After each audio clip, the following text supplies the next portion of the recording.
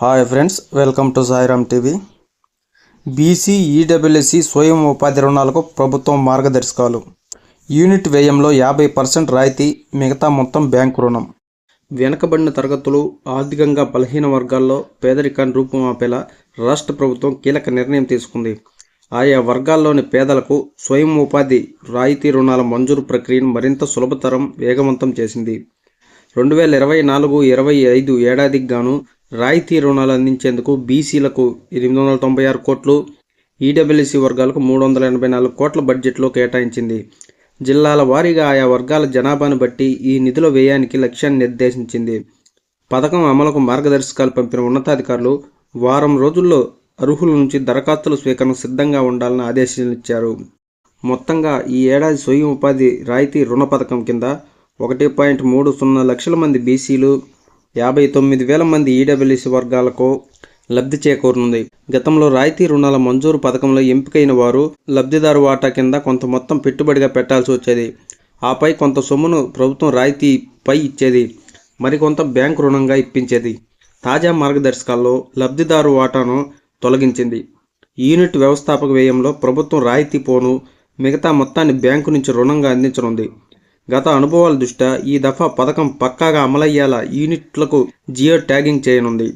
పూర్తి స్థాయిలో గ్రౌండింగ్ అయ్యింది లేనిది పరీక్షించేందుకు జిల్లా స్థాయిలో తనిఖీ బృందాలను నియమించనుంది. దరఖాస్తుల స్వీకరణకు ప్రత్యేక వెబ్ పోర్టల్.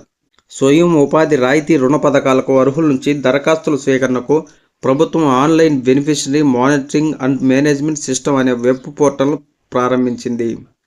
దీని ద్వారా గ్రామ, వార్డు సచివాలయాల్లో దరఖాస్తులు స్వీకరిస్తారు. ఆన్లైన్లోనూ సొంతంగానూ దరఖాస్తు చేసుకోవచ్చు. లబ్ధిదారుల ఎంపిక బాధ్యతను ఎంపీడీఓ, మున్సిపల్ కమిషనర్లకు అప్పగించింది. గ్రామ, వార్డు సచివాలయ సిబ్బంది ఇందుకు సహకరిస్తారు. దరఖాస్తుల పరిశీలనలో ఎవరైనా అనర్హులుగా తేలితే వారి స్థానంలో మరొకరికి అవకాశం కల్పించేలా నిర్దేశిత లక్ష్యం కంటే అదనంగా అర్హులను ఎంపిక చేయనున్నారు. ఎంపికైన వారు డాక్యుమెంట్ కోసం బ్యాంకర్ల చుట్టూ తిరగకుండా మొత్తం ప్రక్రియ ఎంపీడీఓ, మున్సిపల్ కమిషనర్ కార్యాలయంలోనే పూర్తి చేయనున్నారు. ఈ ఎంపికైన లబ్ధిదారుల రాయితీ మొత్తాన్ని ప్రభుత్వం సంబంధిత బ్యాంకులకు జమ చేయనుంది. యూనిట్ ఏర్పాటుకు సంబంధించిన డాక్యుమెంట్లను లబ్ధిదారులు బ్యాంకుకు సమర్పించిన వెంటనే వారు కొనుగోలు చేసిన దుకాణానికి రాయితీ, బ్యాంకు రుణం మొత్తం జమ చేయనున్నారు.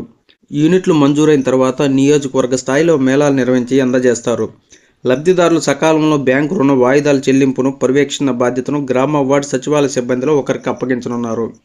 ఈ రుణాన్ని పొందడానికి అర్హత ప్రమాణాలు ఏమిటంటే, దారిద్ర్య రేఖకు దిగువన ఉన్నవారు, వయసు 21 నుంచి 60 ఏళ్ల మధ్య ఉండాలి. రుణ పథకాలకు వర్తించే యూనిట్లు ఏమిటంటే, మినీ డైరీ 1, గొర్రెలు మేకల పెంపకం, మేదర, కుమ్మరి, శాలివాహన కుటుంబాలకు ఆర్థిక సాయం, వడ్రంగి పనివారికి చేయూత, జనరిక్ దుకాణాలు. శిక్షణా కార్యక్రమాలు వచ్చేసి fashion designing, tailoring, 2 event management, 3 ఆతిథ్య రంగం. యూనిట్ నెలకొల్పడానికి అయ్యే వ్యయాన్ని బట్టి రాయితీ ఎంత వస్తుందంటే, 2 లక్షలు ఉంటే రాయితీ 50% లేదా గరిష్టంగా 75,000. 2 నుంచి 3 లక్షలు ఉంటే 50% లేదా గరిష్టంగా 1,25,000. 3 నుంచి 5 లక్షలు ఉంటే 50% లేదా గరిష్టంగా 2 లక్షలు.